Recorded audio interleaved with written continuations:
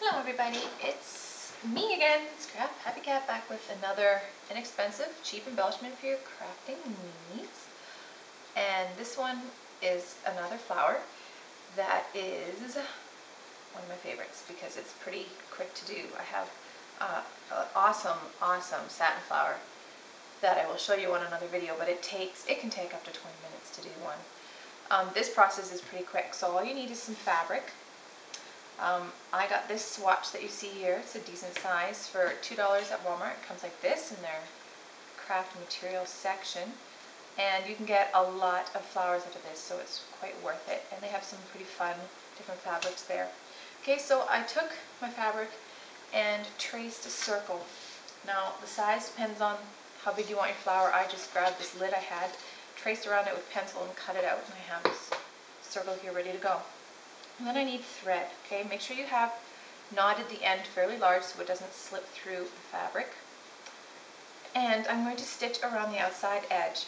This is exactly the way, or the stitch that we used to make the ribbon flowers on one of my previous videos. So you've probably done this idea before. But this flower turned out a little different. It's kind of cool. Okay, so this flower I have used on cushions, and if you want to see a project I did with this flower for my spare room cushions, you can go to my blog at scraphappycat.blogspot.com and check out the photos of that. But there are many ways to use this. Now, you have to try and not get these knots as you go, which for some reason this thread is cheap and it's knotting far too easily. You can use this on little girls' clothes or even your shirt to embellish them, or hair pieces, headbands, hair clips, bracelets. There's so many different ways you can decorate, obviously, layouts or cards with it. And the thinner the fabric, the thinner the flower will be. I've used some fatter fabric for the cushions, more of an upholstery-ish type fabric. But this would work for your average layout. And really cute, just even as the centerpiece in the front of a card.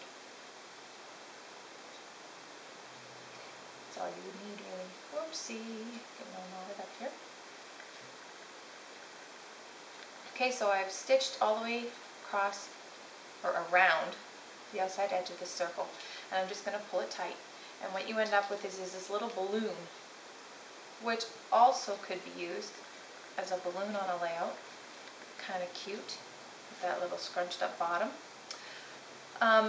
But once we've got it pulled tight, we're going to take our needle and tie that off so as not to lose our tightness, because we want it to be pretty tight at the end. Is this tight enough? What's it doing here? A knot stitch or two. I think I'm going to do two. For some reason mine is not tightening up this time. You want it fairly tight because it's going to close up your flower. Do another knot stitch here. I'm stabbing myself, and I'm just going to cut that off. Okay, set it aside. Now we've got this balloon, and what we have to do is flatten the center down to be the middle of your flower.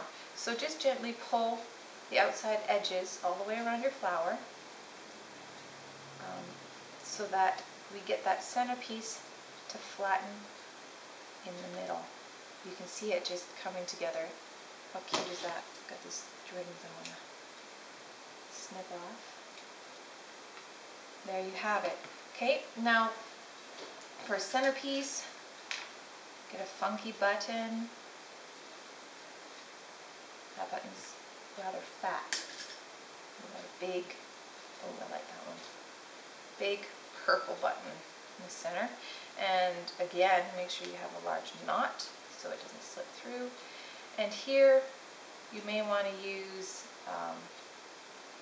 some hemp or some embroidery floss or something a little thicker so it'll show up nicer on your project. But because I have this ready, I'm going to go ahead and sew with that. So I'm going through the center of the flower, not through my buttonhole.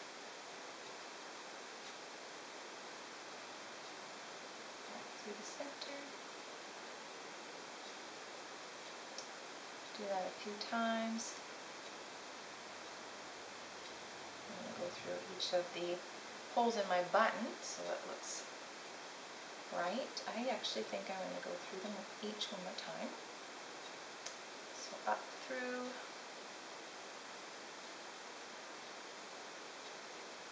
This is even fastening your flower so that it'll stay solid. I just went through the same hole. I should be holding it the other way so you can see here. Sorry. Through again. This is rather obvious though. I should have had one already finished. And then I'm going to just go through and knot it off on this side with a slip knot and snip. How cute is that flower? I love them. Here's one with a little smaller button, a different section of my fabric so it had more colors in it. And here's the one I used with the thicker fabric, which you'll see on my cushion, and here it is with a centerpiece. I mean, you could put a brad in there, or a gem, or a pearl, or any type of centerpiece that you want, and really embellish it up. But how cute would that be on a headband on a little girl?